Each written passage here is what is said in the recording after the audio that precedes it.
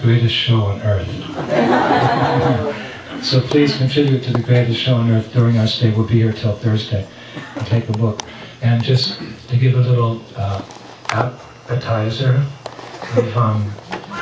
we're starting on volume 8 now, and we recently sent out chapter 1.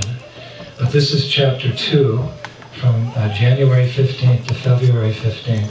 And this is one of my favorites of all the diaries that I've written. It's just really special for me. Okay. My search, can we turn that down a little bit? It's too, just a touch. My search for new performances for our annual Festival of India tour in Poland took me back to India for the second time in several months. This coming summer will be our 18th year of festivals along the Baltic Sea coast. Because many people return, it is imperative we maintain a high standard of entertainment. First, I attended rehearsals for India's annual folk dance festival in Delhi, where 45 colorful groups from around the country were practicing for a performance for the President of India. Then I went south to Mumbai, where Suradas, who was in charge of cultural affairs at our Juhu Beach temple, organized numerous classical singers, dancers, and artisans to meet me. There's a baby making noise there. By the time I left Mumbai to attend a wedding in South India, I had a long list of possible performers for our summer tour. I phoned Jayatam and Nandini and said, "I think the summer stage show this year will be the best ever." Nandini replied, "That's good, because we're already being inundated with calls about the summer programs." When I hung up, I thought, how times have changed. I remember when we had to fight tooth and nail to get permission for our events. I reflected how it was the festivals themselves that had turned the tide in our favor. For several times, Srila Prabhupada said, we could conquer the world with culture. Quote, "People are hankering after this culture, Krishna culture, so you should prepare yourself to present Bhagavad Gita as it is. Then India will conquer all over the world by this Krishna culture, rest assured." Lecture, Mumbai, Pando program, March 31st, 1971.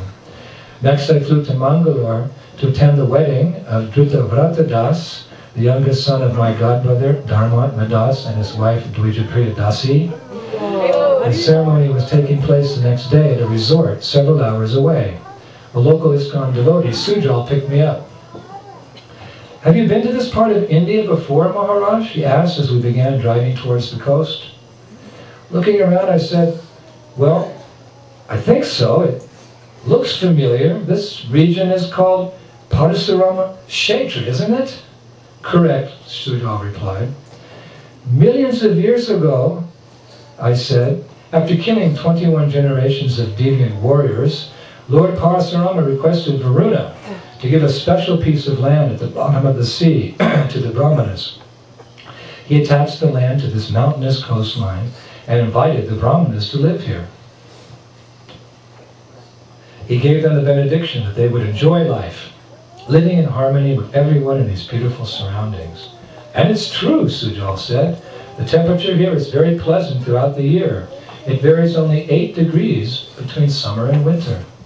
The land in this region is very fertile and abundant with all kinds of herbs and spices. The local people say that one day a year, all the herbal medicines enter a special tree nearby. If someone tastes the sap of that tree on that auspicious day, he maintains perfect health throughout the entire year." As we drove through a big village, Sujal said, "And this is the town of Moki. It's a nice example of Parasurama's benediction that people in this area would live together harmoniously. In Moki, Muslims and Hindus are the best of friends." "Really?" I said, surprised.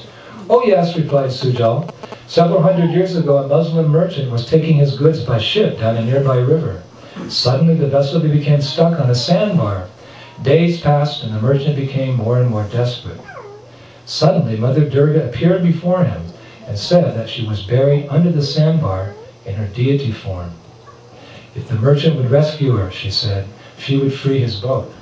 He quickly dug the deity out from the sandbar, and his boat mysteriously broke free. After selling his goods, he came back to Moki and built a large temple for the Durga deity, whom he had handed over to the local Hindu people. Since that time, Hindus and Muslims have coexisted peacefully here. Sometimes they even attend religious ceremonies in each other's homes.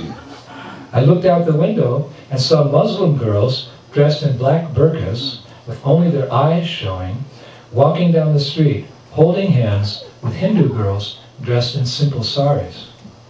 "That's something I've never seen before," I exclaimed. As we continued, I studied the countryside and the small villages we passed through. "It's very clean here," I said. "You don't see the garbage and open sewers we often find in North Indian villages. It's a part of India of which many ISKCON devotees aren't aware." "And this area is rich in Puranic lore and pastimes," Sujal commented. "Nearby is a cave where Sita Devi, while being carried away by Ravana, left a ring, hoping Lord Ramachandra would find her. Also, the Mohini Murti incarnation left the world in this region. The exact spot is now a range of beautiful, colorful rocks. In addition, your godbrother Tattvadarshana Das has a farm community near here. On top of a prominent hill on that property, the great Shankaracharya practiced austerities for many years and attained full mystic powers. Lord Rishabdev left this world in a valley at the base of that farm, and the sacred town of Udupi, where Madhvacharya lived, is nearby." When I heard the name Udupi, I suddenly sat up straight. A flood of memories came to my mind. "Udupi? We're near Udupi? Sujal, now I remember. I came to this region 27 years ago on pilgrimage." 27 years ago, Sujal said. "I wasn't even born then." "It was 1979, I said excitedly. I had just taken sannyas at the Mayapur festival in Bengal. I wanted to travel to holy places around India to get inspiration for the services ahead of me. I didn't know much about India at the time, so I inquired from several Indian devotees where to go. One devotee suggested South India. He told me many great acharyas like Madhvacharya and Ramanujacharya came from the south. He suggested I begin by visiting Udupi, because it's the place where Madhvacharya lived and boldly preached Krishna consciousness, delivering many conditioned souls from illusion and ignorance. The next day, I was on a train to Udupi. Will we be passing by Udupi? Oh yes, we will, Sujal replied.